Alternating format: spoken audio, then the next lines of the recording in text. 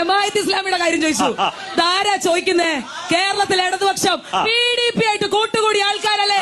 മദനിയായിട്ട് വേദി പങ്കിട്ട ആൾക്കാരല്ലേ? ഞങ്ങളെ മതേതരത്വം പഠിപ്പിക്കാൻ വരില്ലേ? പിണറായി വിജയൻ തിരുവമ്പാടി ഇലക്ഷന് ശേഷം സംസാരിക്കുന്നതാ ജമാഅത്ത് ഇസ്ലാമിയുടെ വോട്ട് കിട്ടിയെന്ന്. സംശയം ഉണ്ടെങ്കിൽ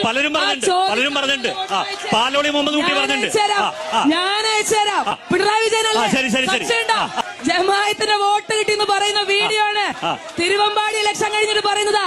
അതുകൊണ്ട് പറയുമ്പോ ആലോചിച്ച് നോക്കിയിട്ടൊക്കെ പറയാം.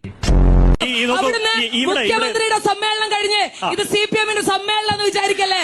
നിങ്ങൾക്ക് അപ്രിയമായ സത്യം അവിടെ ഉണ്ടോ? കഴിഞ്ഞോ? കഴിഞ്ഞോ? നിങ്ങളിങ്ങനെ ഇടതുപക്ഷ സംസ്കാരം എപ്പോഴും കാണിക്കല്ലേ?